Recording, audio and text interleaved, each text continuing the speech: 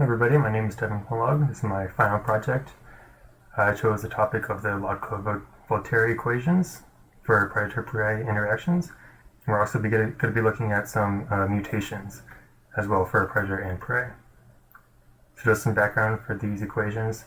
They're very simplistic. They were originally developed by Alfred Lotka in 1910 when he used them for chemical reactions, and then he later extended them in 1920 to include plant and herbivore systems. And then in 1925, he further extended them to include predator-prey systems. Around the same time, in 1926, Vito Volterra, who's an Italian mathematician, he also came up with the same equations and published them independently. So they came to known as the Volterra equations. So like I said, these are some very simple equations, so they have many assumptions. First of all, they assume that the prey has an infinite food supply, so this prey is never going to be starving. We assume that the prey reproduces exponentially in absence of predators. We assume that the predators can only eat the defined prey. So like in the real world, if your prey had a very low population, then you would assume that the predator would choose a different prey, but in this case, they do not.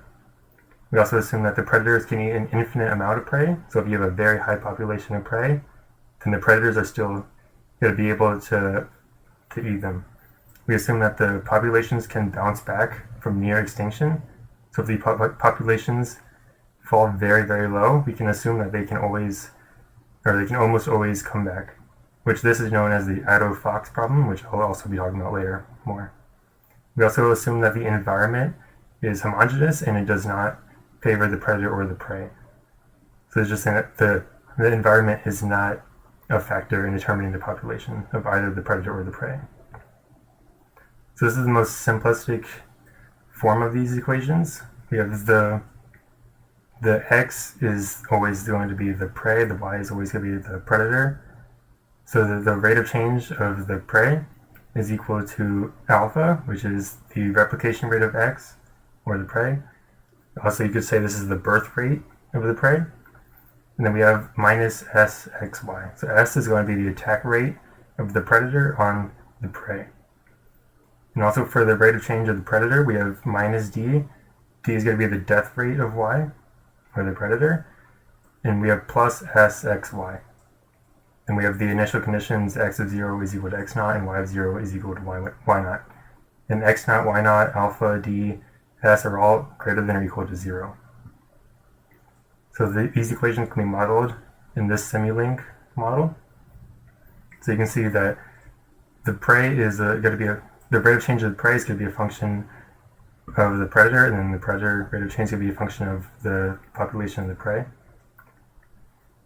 So for the most simplistic example, if we have alpha equal to d, which is going to be equal to 0.5, and then we have x naught equal to y naught equal to 1, you can say this is the population graph we get, and you can see it's cyclical. So they'll always reach a minimum, and then they'll come back to a maximum, and they'll always go back and forth, back and forth. You can also see that they're related.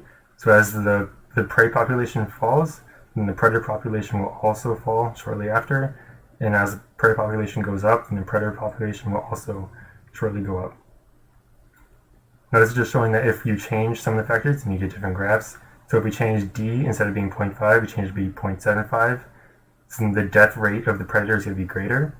So this will result in the predator having a lower maxima and also a lower minima. Now this is just showing you the Addo-Fox problem that I talked about earlier.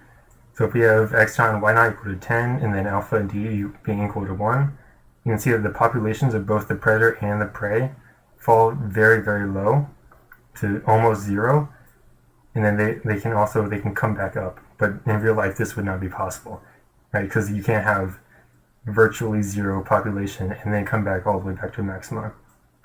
So this is called the Addo-Fox, which is just, the Addo just stands for 10 to the negative 18, and then Fox, so you can imagine 10 to the negative 18 foxes, which would not be possible, or 10 to the negative 18 rabbits, or lions, or any other animal.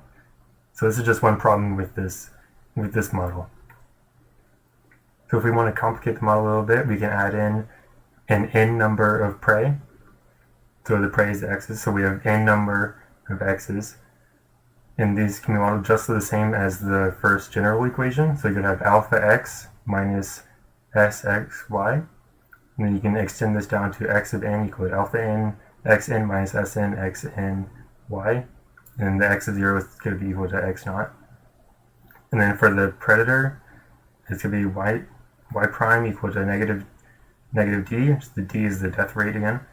Negative d, and then you could add up the sum of the attack rate times each of the prey. And then the y of 0 is equal to y naught. And this is the Similic model that can show this equation. So for this, we're going to be using one predator and two prey, just keep it a little bit simple. So we're not going to be looking at 50 different prey. So just one predator, two prey. So you can see prey 1, prey 2, and then your predator 1. So we have alpha 1 equal to alpha 2, if we're saying this is 1. Then the main factor that we're looking at is alpha 1 divided by S1. If alpha 1 over S1 is equal to alpha 2 over S2, then both of the prey 1 and prey 2 are going to be able to coexist. So if we say x2 is some mutation of x1, let's say the mutation is about a quarter of the population of x1, then you can see that they're going to coexist in harmony for infinite amount of time. If we change it so that alpha 1 is equal to 1.1, so now alpha 1 divided by S1 is greater than alpha 2 over S2, then you can say that x2, or the prey 2, the mutation, is going to tend towards 0, or we can say it's going to go extinct. And then you can see x1 just continues, like normal. Similarly, you can change S1. So if you change S1 to be smaller or less than S2, then you can see that this inequality would still be true. And so x2 would still be rejected, and x1 would still be fine. Instead, we change it so alpha 1 is less than alpha 2, then alpha 1 over S1 is less than alpha 2 over S2, and you can see that there's actually a switch. So prey 2 would actually overtake prey 1.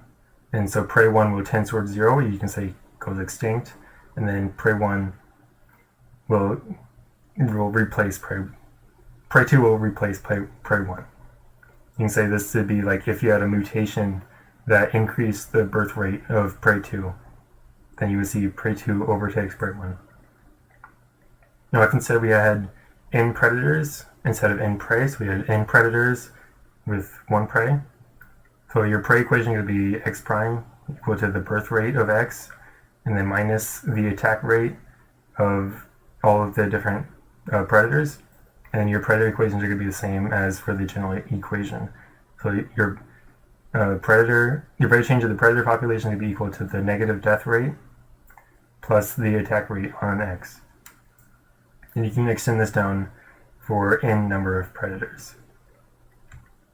And this is just the Similic model to show that system of equations. You can see they're all functions of each other. And so again, if we have all of them, so now instead of looking at alpha 1 and alpha 2, we're looking at D1 and D2, which are the death rates of each of the predators. So if D1 is equal to D2 and S1 is equal to S2, then you can see that they both of the predators coexist for infinity. And so we're also saying that the population of mutation is going to be about a quarter of the population of the original predator, which is pretty high, but for these examples, we're just showing that. So D1 equal to D2, they coexist for eternity.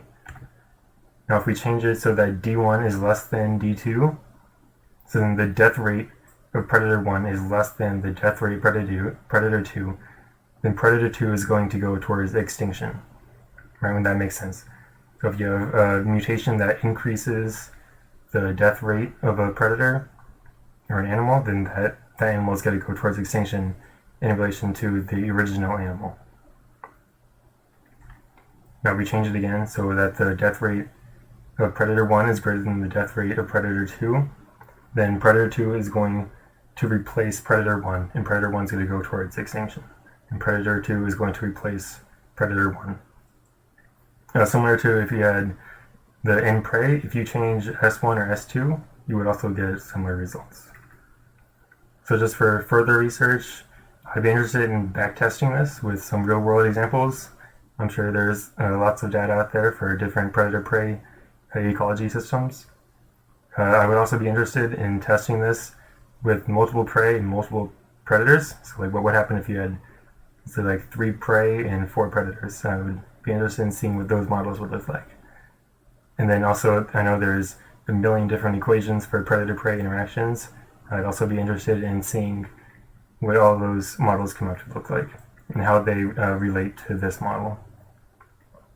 So this is just the reference I used for this project. If you're interested in reading about it, I think it's pretty interesting. So yeah, thank you for listening, and thank you.